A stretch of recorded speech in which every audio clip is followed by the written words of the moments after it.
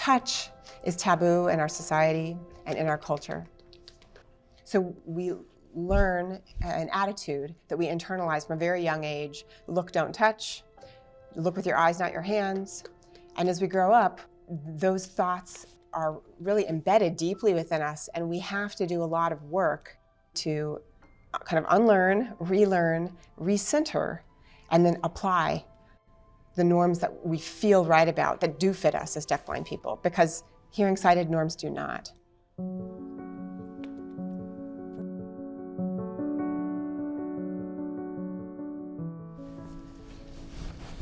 Okay, this is Rebecca. First of all, I would like to thank you both sincerely for coming and sharing your time with me today. Today I will be learning a whole new language. All the people I will be interviewing are deafblind. It encapsulates ProTactile.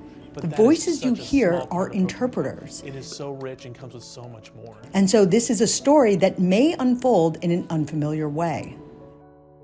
These are the creators and teachers of ProTactile, or PT, and they will be taking us inside their world, a world experienced and expressed wholly through touch. Our biggest organ is our skin, so why don't we use it? We're really touching something. What is its texture? What is its temperature? What is its shape? Deafblind people typically get information last. How do we know that people even are around us? We don't, if they don't touch us.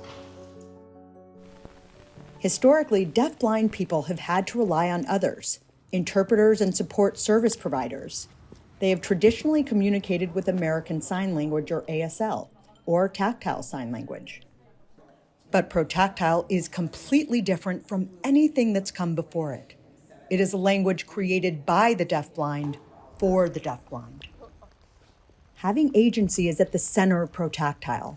It allows for direct contact with people in their environment without someone in between. ProTactile fosters group communication, deeper connection, and community. I'm Rebecca Alexander, and I have Usher syndrome. Usher syndrome is a rare genetic condition that is the leading cause of progressive combined deafness and blindness in the US and around the world. Needless to say, I have a vested interest in learning this new language. ProTactile began in 2007, and like all languages, it has its own grammar and syntax. It's communicated with the hands and articulated in contact space, using the arms, shoulders, back, and legs. This padding here is called back channeling, the equivalent of nodding, a way of indicating I am following. ProTactile can also provide background information like how many people are in the room, whether they're sitting, standing, or even what's on the television in the waiting room of a doctor's office.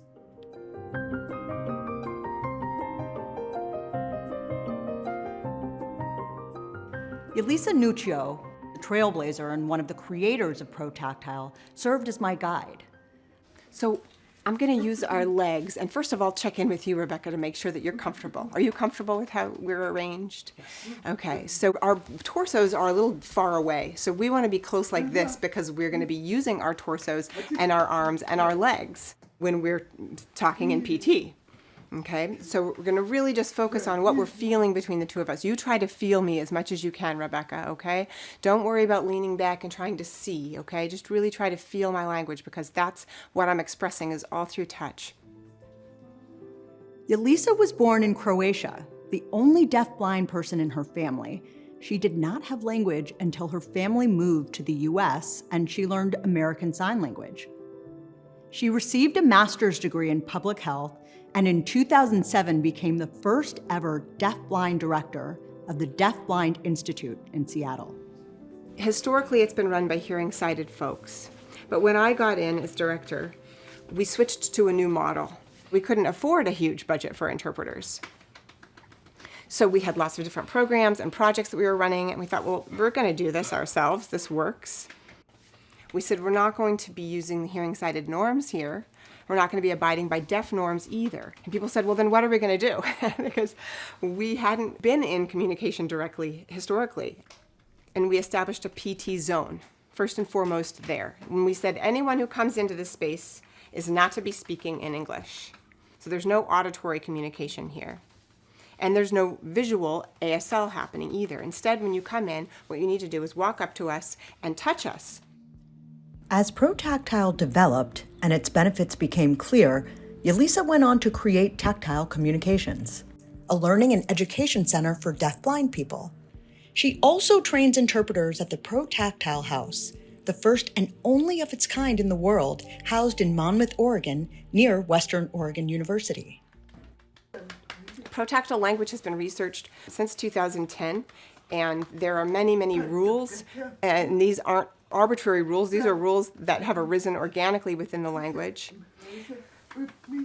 If you think about how a person may tactily access ASL, well, it's akin to lip reading in that we would be missing 70% of the information because there's no contact with our bodies.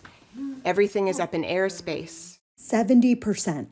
Imagine receiving only 1/3 of what someone is trying to convey to you. So instead, what we use in ProTactile is a four-handed grammar. We're articulating onto the body of our interlocutor. And now, more and more ProTactile words are coming into their own. We're not borrowing ASL words as much as we did in the beginning. ASL signs derive from a visual environment, and we want to be articulating what we're feeling. How something feels is very different than how something looks. So for example, ASL sign for dog, there's two different signs. First, dog, like scratching the ear. Second is dog. ProTactile sign for dog is this. Because when you feel it, it feels like what the head of a dog feels like. So this is the ProTactile sign for dog.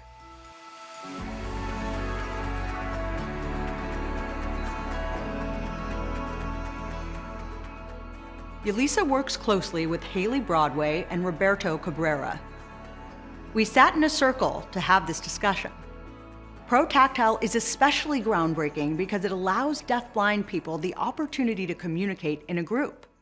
The way that we're set up here in this ProTactile three-way allows us all to know not only that we're all three in conversation with one another, but also where we each are in space and what each of us is experiencing at the same time, that we're all sharing at the knees. Not the eyes and the face, which is hallmark of ASL, but the knees and the hands and the legs.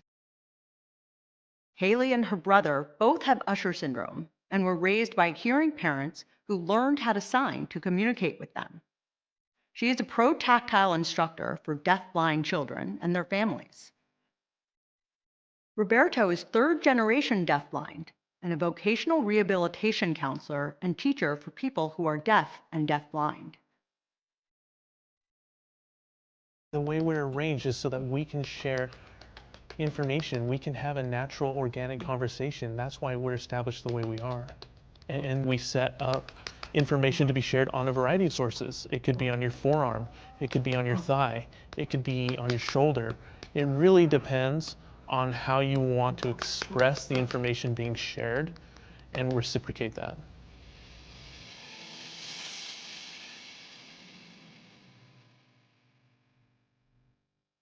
So, you know, in the hearing world, there's a saying that the eyes are the windows to the soul. Mm-hmm.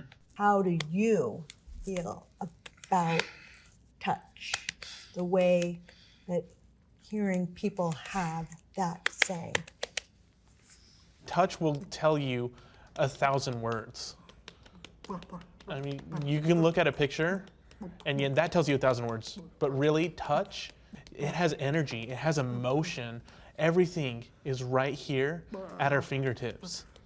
I mean, there's so much you can attain. And our biggest organ on the human body is our skin. So why don't we use it?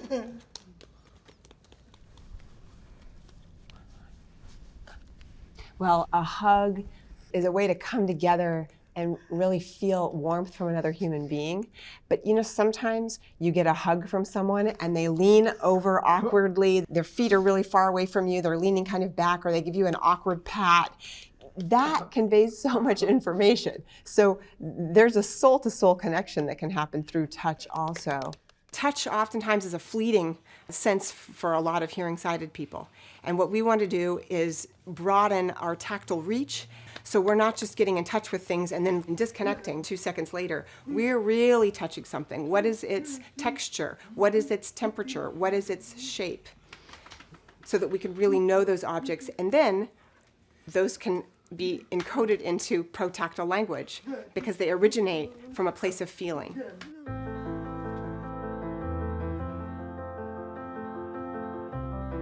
Protactile is more than just a language. It's a philosophy and a movement. The antidote to what deafblind historian, scholar, and poet John Lee Clark has termed distancism. How do we know that people even are around us? We don't if they don't touch us, because everything is designed for visual and auditory modes. And that is distantism at its finest. John Lee Clark talks about autonomy in that distantism context. He said, for many, many years, deafblind people were raised with a lack of autonomy because anytime they were in a family environment, going to the doctor, or going into school environments, things were done for us. And what that did was prevented us from getting firsthand experiences and figuring out our own sense of embodied experience in the world. For example, if we're going to touch this pillow, we're going to do it together. I'm not going to grab it and then hand it to you. You are going to be reaching with me in co-presence. Co-presence is an important concept in protactile movement because we have power imbalances that occur if we're not in touch and sharing information directly. People will sometimes do things for us and then say, here you go, I'm behaving in a way that's empowering. But you know what, we don't need you to empower us, we have power. And of course, people, they're not sure where to start with touching. Most people feel very nervous about this, but they can start with our shoulders. It's a very simple and safe place that is appropriate to touch. And just that one small cue is the first step away from distantism.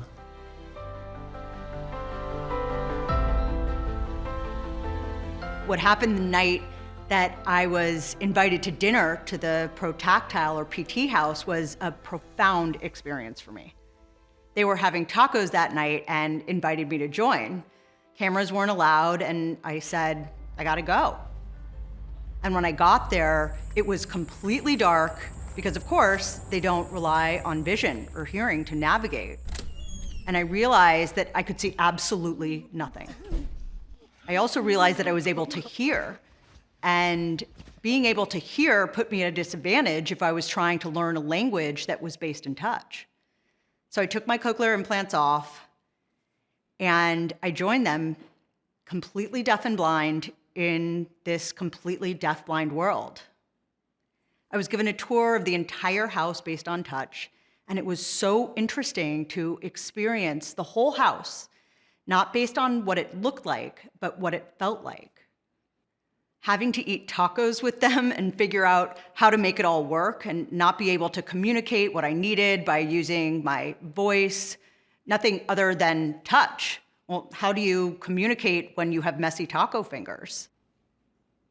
When I was getting ready to leave, my friend Leslie signed on my chest, and it felt like she was tracing the shape of like a semicircle from my left shoulder to my right shoulder, and I didn't understand, so I asked her in tactile sign, what does that mean? And she was saying goodbye to me. She was telling me that she was smiling, that she was happy to have been with me, and because I couldn't see her smiling, she was letting me know by. It was such a vulnerable and incredible experience. Certainly not something I think a sighted hearing person would ever think of or even feel comfortable with. Last question about how you respond to hearing sighted people. Yeah. Hearing sighted people who say when you teach a deafblind child to rely on their touch and to really develop their own form of communication, you ostracize them further from being able to participate with the rest of the world. What are your thoughts about this?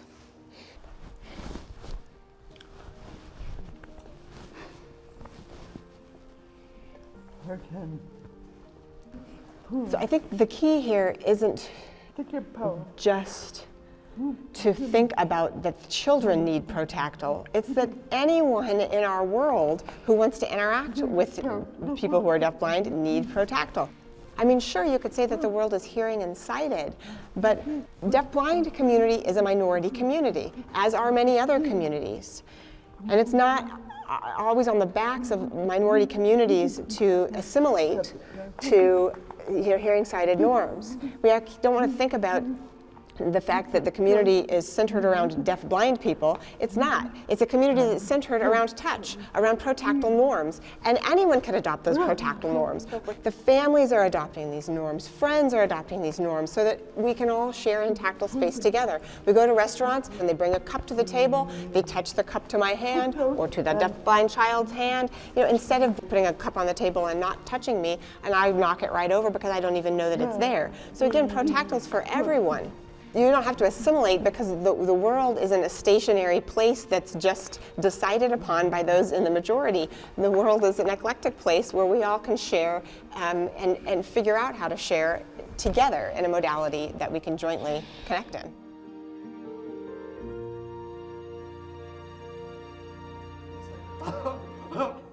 Everybody loves doing it. Yeah, hang on. Okay, now hit it. Did it. Sleep.